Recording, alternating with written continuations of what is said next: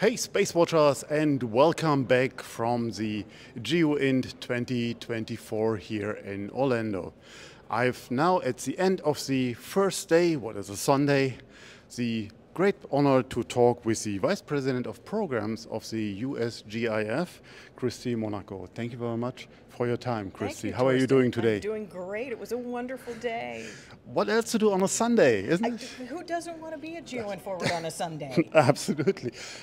You've done a great opening show earlier, and it was really cool to see. So what is special on today's Sunday's GEOINT Forward program? Yeah, so GEOINT Forward is our pre-conference day, and it's very science and technology oriented. So for the rest of the week, we'll be bringing in some of the top leaders from the community, but today is unique because we've got some of the most brilliant technologists, people who are thinking about our tradecraft and how it's evolving, so it's really more kind of technological than some of our later programming.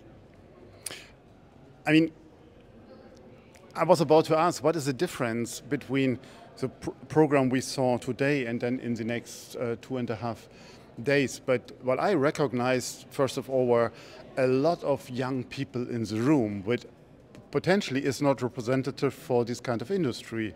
Am I right? Well, our industry is definitely, I would say, we're only 20 years old. But our community definitely has kind of a talent pipeline that we've been attracting people in. So yes, it may have skewed a little younger today, but there's a particular reason for that I know we're going to talk about in a little bit. Absolutely. So, but again, what is the difference between the programs, what we have seen today? The technology is something that we saw, the leadership. Anything else you want to highlight? Well, our theme this year is essential in all dimensions and domains. So this year's program for GEOINT Forward was organized around the concept of domain disruptors. So technologies that have the potential to disrupt geospatial intelligence tradecraft in a good way. And so we had 3 really amazing panels, one on quantum, one on GeoGPT, and one on... What's then GeoGPT? So GeoGPT, generative AI, leveraging generative AI models, large language models, in a way that does a little better job with the geospatial aspects of that. So if you've tried to play around with some of the large language models like ChatGPT, they're not super accurate when it comes to location information. And so you mean the conversation, somewhere there? If you ask it something about what's the closest thing to this other thing, it doesn't always get it right. So it was about how can we bring together large language models and generative models that leverage geospatial data to be a little better when it comes to that and help people who aren't technologists interrogate geospatial data in language that they use regularly. So and then we had another panel on positioning, navigation, and timing beyond GPS. Yes. Very cool. And then on either side of those 3 amazing panels, we had keynote remarks by Dr. Peter Highnam, who's the chief scientist at the Undersecretary of Defense for Research and Engineering. And then the end of the day ended on a real high note with Dare King, who was our a speaker from CIA from the Center for Cyber Intelligence. She's their chief operating officer.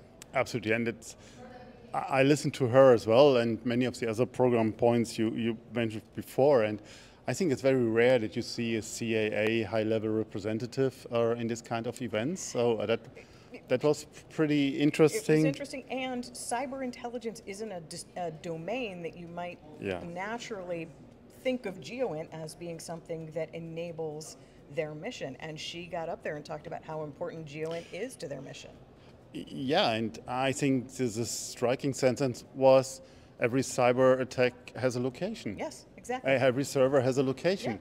And it's a cloud, but it has a location. Right. And that's as easy as it can be. How do you determine content and find these kind of speakers for Forward? You know, we are never at a shortage for speakers Okay. for GeoInt Forward. We have so see. many brilliant technologists in our community. So it's more about what are the conversations we want to have.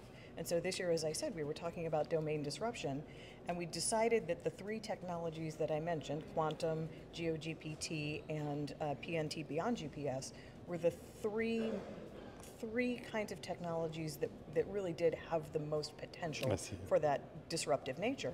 And once we settled on what were those three conversations, then it was just reaching out to the members of the community and saying, hey, who do we know who can really inform the community on these topics? Very cool, very cool. What's your takeaway from this Sunday, from this You know, forward? what was interesting was how Dr. Highnam talked a little bit about three valleys of death, and the idea that there's a valley between, I think he said, like research to operational use, or research to from lab to use into kind of the hands of the users, and then scaling it from there. And then during our quantum panel in particular, they talked about how quickly these technology is evolving. And I went, wow, I wonder, I absolutely believe that we do have those three valleys of death, but I was thinking, wow, maybe the first two valleys are like the need to jump those valleys of death is so accelerated these days. So, to me, it struck me as sort of interesting how, yes, we still have these struggles to operationalize technology, and the technology is evolving so quickly that how are we going to bridge these gaps? And then I think we heard from other speakers later in the day similar things about technology is just evolving so quickly.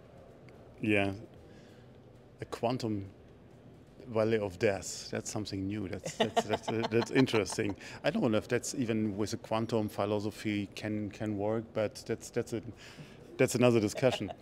One initiative I like to shed light on. It's your high school outreach initiative, and you mentioned it before.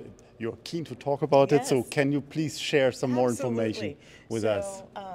We welcomed Zakita Armstrong-Asukwo today. She's from Gateway Global, American Youth and Business Alliance, and she has a high school program where she educates high school students in geospatial intelligence. They're the only high school program that we have accredited for this sort of education. So we partnered with them. Last year they came and participated in our symposium in St. Louis, and this year we partnered with them again and with an organization called Elevate Orlando here in Central Florida. And while they're not necessarily a geospatial oriented program, what we're doing with them is looking to establish an enduring partnership with them, because we'll be back here in Orlando for future symposia, and we're also going to, as next year we'll return to St. Louis, and then the year after that we go to Denver, and so we're looking for another partner in Denver, and our initiative here is to establish these enduring partnerships so that we do have that opportunity to pull the amazing talent from our high schools into our community. Cool. That sounds fantastic. Christy, thank you very much for your time, and good luck for the next days that will come, and have a great symposium. All right. Thank you, Torsten. And with that, Space Watch out for today. Bye.